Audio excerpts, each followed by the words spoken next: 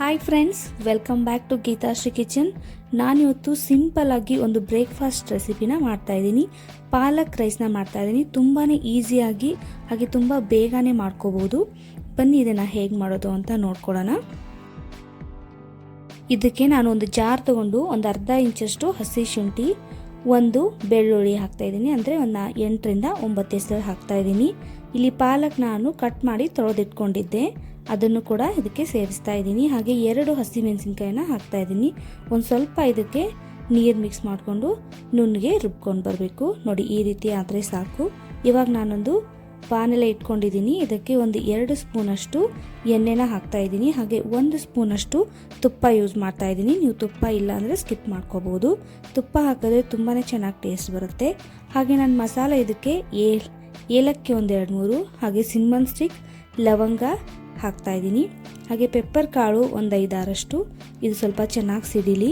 ಇದಾದಮೇಲೆ ಇದಕ್ಕೆ ನಾನು ಒಂದು 2 ಟೇಬಲ್ ಸ್ಪೂನಷ್ಟು ಗೋಡಂಬಿನ ಯೂಸ್ ಮಾಡ್ತಾ ಇದ್ದೀನಿ. ಟೇಸ್ಟ್ ತುಂಬಾ ಚೆನ್ನಾಗಿರುತ್ತೆ, ಹಾಗೆ ನೋಡೋಕ್ಕೂ ಕೂಡ ಚೆನ್ನಾಗಿರುತ್ತೆ. ಇದು ಸ್ವಲ್ಪ ಗೋಲ್ಡನ್ ಬ್ರೌನ್ ಆಗೋವರೆಗೂ ಹುರ್ಕೋಬೇಕು. ಇವಾಗ ಇದಕ್ಕೆ ನಾನು ಮತ್ತೆ ಒಂದು 2ರಿಂದ 3 ಹಸಿಮೆಣಸಿನ್ಕಾಯಿನ ಕಟ್ ಮಾಡಿ ಹಾಕ್ಕೊಂಡಿದ್ದೀನಿ. ಖಾರ ಜಾಸ್ತಿ ಬೇಕು ಅನ್ನೋರು ಇನ್ನೂ ಹಸಿಮೆಣಸಿನ್ಕಾಯಿನ ಆ್ಯಡ್ ಮಾಡ್ಕೋಬೋದು. ನಾನು ಸ್ಲೈಸ್ಡ್ ಆಗಿ ಒಂದು ದಪ್ಪ ಈರುಳ್ಳಿನ ಅಥವಾ 1 ಕಪ್ಪಷ್ಟು ಈರುಳ್ಳಿನ ಹಾಕಿ ಫ್ರೈ ಮಾಡ್ಕೋತಾ ಇದ್ದೀನಿ. ತುಂಬ ಟೇಸ್ಟ್ ಇರುತ್ತೆ. ನೀವು ಬೇಕಾದರೆ ಇದಕ್ಕೆ ಟೊಮೆಟೊನೂ ಆ್ಯಡ್ ಮಾಡ್ಕೋಬೋದು. ನಾನು ಇದಕ್ಕೆ ಟೊಮೆಟೊ ಹಾಕಿಲ್ಲ. ಇದು ಸ್ವಲ್ಪ ಟ್ರಾನ್ಸ್ಪರೆಂಟ್ ಕಲರ್ ಆಗೋವರೆಗೂ ಚೆನ್ನಾಗಿ ಫ್ರೈ ಮಾಡ್ಕೊಳ್ಬೇಕು.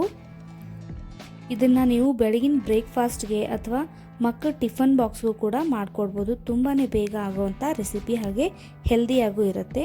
ಇವಾಗ ನಾನು ಪಾಲಕ್ ಮಸಾಲೆನ ರುಬ್ಬಿಟ್ಕೊಂಡಿದ್ದೆ, ಅದನ್ನು ಇದಕ್ಕೆ ಆ್ಯಡ್ ಮಾಡಿ ಒಂದು 4ರಿಂದ 5 ನಿಮಿಷದವರೆಗೂ ಇದನ್ನು ಚೆನ್ನಾಗಿ ಬೇಯಿಸ್ಕೋಬೇಕು. ಇದರ ಹಸಿ ವಾಸನೆ ಎಲ್ಲ ಹೋಗೋವರೆಗೂ ಚೆನ್ನಾಗಿ ಬೇಯಿಸ್ಕೋಬೇಕು.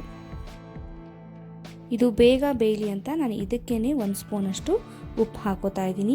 ಮೊದಲೇ ನಾನು ಅನ್ನನೂ ಕೂಡ ರೆಡಿ ಮಾಡಿ ಇಟ್ಕೊಂಡಿದ್ದೆ. ನಾನು ಇದಕ್ಕೆ ಬಾಸುಮತಿ ರೈಸ್ನ ಬಳಸ್ತಾ ಇದ್ದೀನಿ. ನೀವು ಬೇಕಾದರೆ ಜೀರಾ ರೈಸ್ ಕೂಡ ಬಳಸ್ಕೋಬೋದು. ನಾನಿಲ್ಲಿ ಅನ್ನನ 1 ಬೌಲಷ್ಟು ಯೂಸ್ ಮಾಡ್ತಾ ಇದ್ದೀನಿ. 1 ಕಟ್ಟು ಪಾಲಕ್ ಸೊಪ್ಪಿಗೆ ನಾನು 1 ಬೌಲಷ್ಟು ಯೂಸ್ ಮಾಡ್ತಾ ಇದ್ದೀನಿ. ಇನ್ನೂ ನೀವು ಜಾಸ್ತಿ ಕ್ವಾಂಟಿಟಿಯಲ್ಲಿ ಮಾಡ್ಕೋಬೇಕಾದ್ರೆ ಇನ್ನೂ ಸ್ವಲ್ಪ ಪಾಲಕ್ನ ಹಾಕ್ಕೊಂಡು ರೆಡಿ ಮಾಡ್ಕೋಬೇಕಾಗುತ್ತೆ.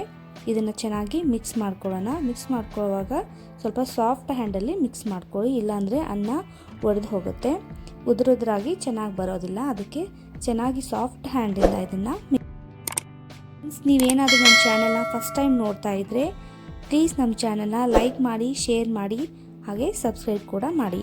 ಹಾಗೆ ಹೇಗೆ ಬಂತು ಅಂತ ನನಗೆ ಕಮೆಂಟ್ ಬಾಕ್ಸಲ್ಲಿ ತಿಳಿಸಿ. ಇವಾಗ ರೆಡಿ ಆಗಿದೆ ಪಾಲಕ್ ರೈಸ್. ತುಂಬ ಈಸಿಯಾಗಿ ಹಾಗೆ ತುಂಬಾ ಹೆಲ್ದಿಯಾಗಿರೋ ಪಾಲಕ್ ರೈಸ್ ರೆಡಿಯಾಗಿದೆ. ಈ ಪಾಲಕ್ ರೈಸ್ನ ನೀವು ಡಬ್ಬಿಗೂ ಕೂಡ ಹಾಕ್ಕೊಳ್ಬೋದು.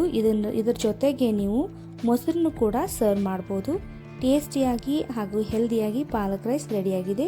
ನೀವು ನಿಮ್ಮ ಮನೆಯಲ್ಲಿ ಟ್ರೈ ಮಾಡಿ, ಹಾಗೆ ಹೇಗೆ ಬಂತು ಅಂತ ನನಗೆ ಕಮೆಂಟ್ ಬಾಕ್ಸಲ್ಲಿ ತಿಳಿಸಿ. Thank you for the watching.